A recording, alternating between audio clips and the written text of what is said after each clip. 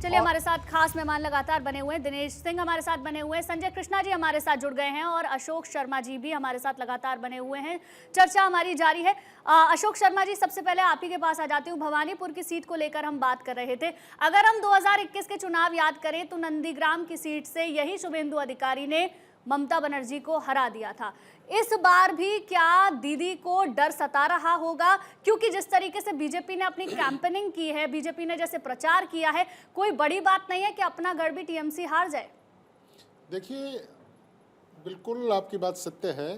दीदी को डर तो सता रहा है, सत्ता जाने का डर हर किसी को सताता है। देखिए, जिस तरह से ईवीएम के ऊपर टेप लगाई गई है, वो किसने लगाई, कौन सी पार्टी ने लगाई, किस पार्टी के सिंबल पर लगाई गई, ये बौखलाहट का कारण है।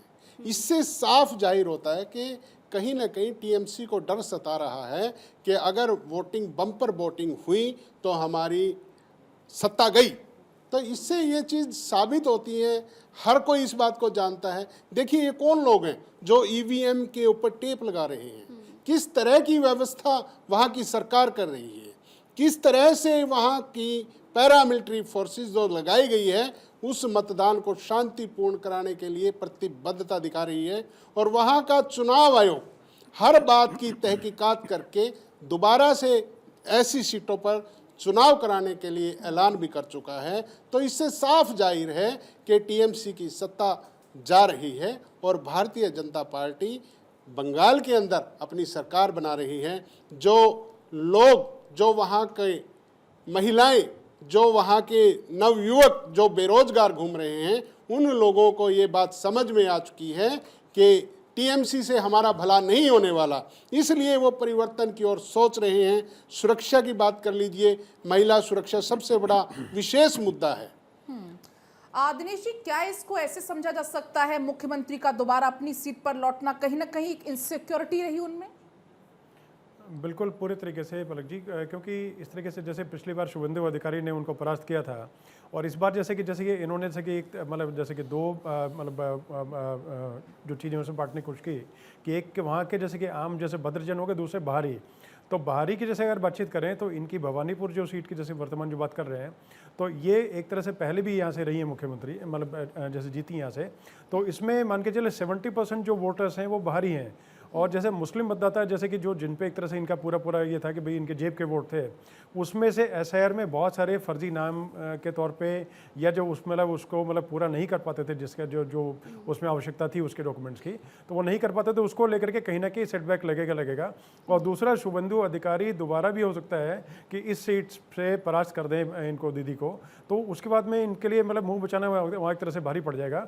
और दूसरा देखिए, हम जो जैसे अब दिल्ली में बैठे हैं, दिल्ली के पास में स्टूडियो में बैठे हैं, तो यहाँ पर जैसे कि दिल्ली, यूपी, हरियाणा, राजस्थान, यहाँ के किसी व्यक्ति को बोला जाए कि भाई वहाँ पर किसी कैंडिडेट के सिंबल के ऊपर और टेप लगा दिया गया, तो वो शायद हंसेगा। और इससे ज़्यादा हंसेगा इस बात पे कि वहाँ पर जो सिंबल जो लगा हुआ था, वहाँ पर टेप लगाने के साथ में और उस पर इत्र लगा दिया गया कि आदमी जो दबाएगा तो उसको बाहर जा करके उसकी अंगुली को सूंघा जाएगा कि भाई कहाँ पर किस पे दबा क्या देगा। तो हम लोग मतलब कि उसको लेकर के जिससे भी चर्चा करेंगे तो मेरे ख्याल ज़्यादातर लोग आप पे और हम पे इस बात को लेकर हंसेंगे कि भाई ये मतलब जबरदस्ती एक तरह से मतलब वो मनोरंजन करने के लिए कोई शायद बात बोलेगी, लेकिन वहाँ पर सच्चाई में होती है।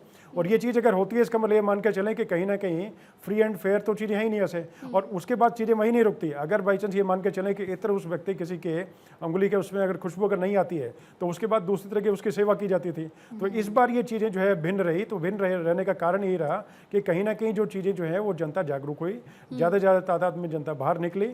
और जैसे कि जिस तरह की जो चीज़ें जैसे कि मतलब कि इलेक्शन कमीशन जो था उसने और पूरे तरीके से भाजपा ने एक तरह से जैसे जो बोला तो गलत नहीं बोला कि हिंदू मतलब बचाने वाला एक तरह से चुनाव है, कि हिंदू वोटर्स को बचाने वाला चुनाव है, तो वो बिल्कुल ठीक ठाक है। क्योंकि बाहरी लोगों को ला करके बसाने का काम जो है, डेमोग्राफी चेंज करने का काम जो है, वो टीएमसी ने करने का काम किया, जिस पे एक तरह से करारा तमाचा इनको भी लगेगा और उसी की बौखलाहट जो है वो टीएमसी को नजर आती है। बिल्कुल दिनेश जी। संजय जी, अब आपसे थोड़ा समझना चाहूंगी। से पहले स्टेप वाले मामले पे जानना चाहता हूँ, आप थोड़ा जूम करके देखने की कोशिश करेंगे, क्योंकि जिस तरीके से इलेक्शन कमीशन ये इलेक्शन कंडक्ट करा रहा है ना, कि किसी पार्टी के किसी बंदे की हिम्मत नहीं है कि जाके वो टेप लगा देगा वहाँ पे।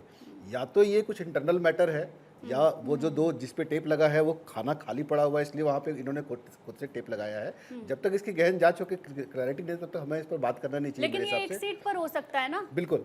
तो और मैं इसलिए मैंने कहा कि ये न्यूज़ अभी जस्ट आई है तो मुझे नहीं पता, तो मैंने कहा एक बार जूम करके नहीं, देखेंगे इस तो शायद पता खबर को चलेगा। आए हुए 2 घंटे हो चुके देखिए, हैं। लगातार आ और रही है। दूसरी देखिए, बात ये है, चुनाव आयोग ने एक बात कही थी कि हम पहले इसका वीडियो देखेंगे, अगर सत्यता हुई तो हम इस पे दोबारा चुनाव का क्योंकि ऐलान मुझे जो करेंगे। यहाँ से दिखाई दे रहा है उन्होंने उसमें मुझे वो ब्लैंक दिखाई दे रहा है, उसमें कोई सिंबल नहीं है टेप के आगे। उन्होंने टेप के आगे जो है वो ब्लैंक दिखाई दे रहा है। उन्होंने वो वीडियो देखकर ही दोबारा चुनाव क्योंकि कराने का स्टेटमेंट ऐलान अगर आया किया। है तो किसी आधार पर तो statement कोई तो किया है। आधार होगा और दोबारा चुनाव लेकिन स्टेटमेंट में ऐसी तो ये चीजें भी रही हैं आया पहले है से। संजय जी, नहीं, नहीं, स्टेटमेंट ये में हमेशा तो से ये रहा भी है। ऐसा पहले आया रहा है है। कि बीजेपी का जो ब्लॉक है, बीजेपी का जो है पर्टिकुलरली ओके। वहां पर टेप लगाई गई है। स्टेटमेंट तो ये भी आया, हालांकि अभी इसकी पुष्टि होगी, लौटेंगे आपके तो पास। देखिए ये अगर हो रहा है तो सोचिए कि क्या हालत है। बिल्कुल सिंह जी, पूजा ने जो तस्वीरें दिखाई, 2 मायने निकलते हैं उन तस्वीरों के। एक तो इस वक्त जो भवानीपुर की सीट है वहां पर लोगों की बहुत ज्यादा भीड़ नहीं है, हो सकता है शाम तक लोग जाएं, अपने मताधिकार का इस्तेमाल करें। दूसरी बात उन्होंने बताई कि वो जिन लोगों से मिल रही हैं वो 20,000 रुपए का टिकट खरीद कर वोट करने के लिए आए हैं। ये जागरूकता है या बदलाव की कोई स्थिति है जो लोगों के जहन में चल रही है?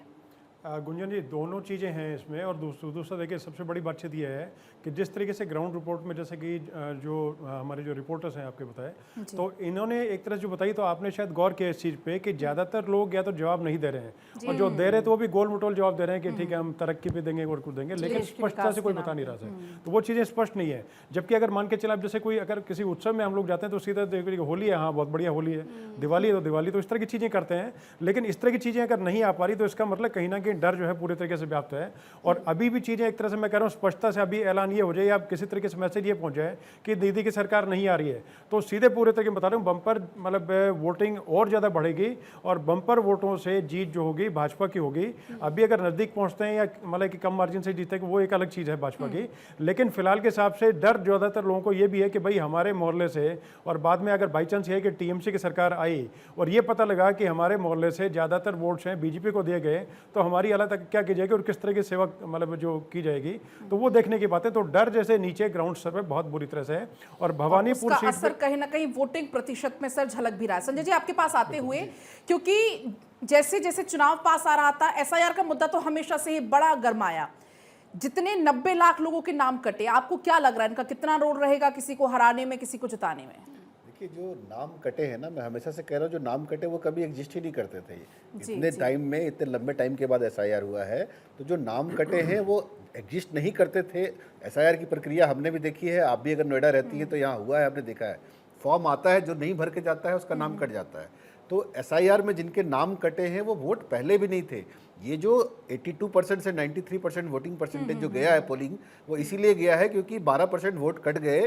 तो पिछली बार जितने लोगों ने वोट किया था मोरलेस उतने ही लोगों ने इस बार वोट किया है, पर वो परसेंटेज बढ़ा हुआ दिखाई दे रहा है। एक रीज़न ये बढ़ने का है। दूसरा रीज़न है कि बहुत सारे लोग एसआईआर में मैं वोट मेरा नाम कट जाएगा, अगर मैं इस बार वोट नहीं दूंगा या दूंगी तो अगली बार मेरा नाम कट जाएगा, इस डर से लोग वोट देने आ रहे हैं। ये 2-3 फैक्टर जो हैं इसकी वजह से ये पोलिंग परसेंटेज आपको बढ़ता हुआ दिखाई दे रहा है। और डर का माहौल तो आप कभी भी किसी भी आम आदमी से जब इंटरव्यू ले रहे हैं तो आपके सामने है, आप भी देख रहे हैं, हम भी देख रहे हैं कि कोई कुछ बोलने को तैयार नहीं है। इससे पहले भी सौरव गांगुली से कद्दावर इंसान के मुंह से कुछ नहीं निकल रहा था, वो बात ही नहीं करना चाहते मुद्दा क्या है, प्रॉब्लम क्या है।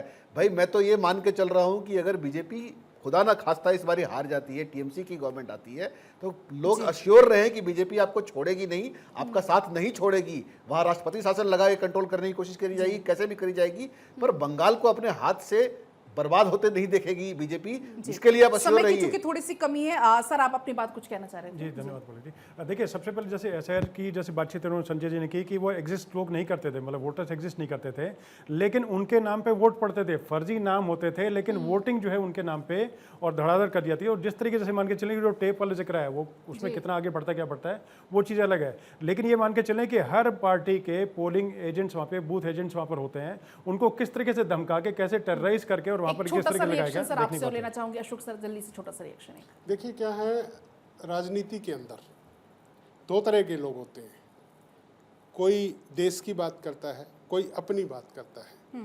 आज देश के अंदर एक विकट स्थिति है कि कुछ रीजनल पार्टीज अपनी बात को सही तरीके से नहीं रख पाती, और उससे कहीं ना कहीं वो सिर्फ और सिर्फ अपना भला चाहती है।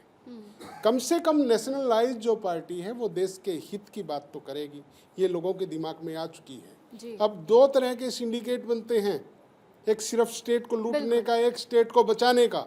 वो चीजें कहीं ना कहीं जनता समझ चुकी है और इन चीजों से दूर तंग आ चुकी है।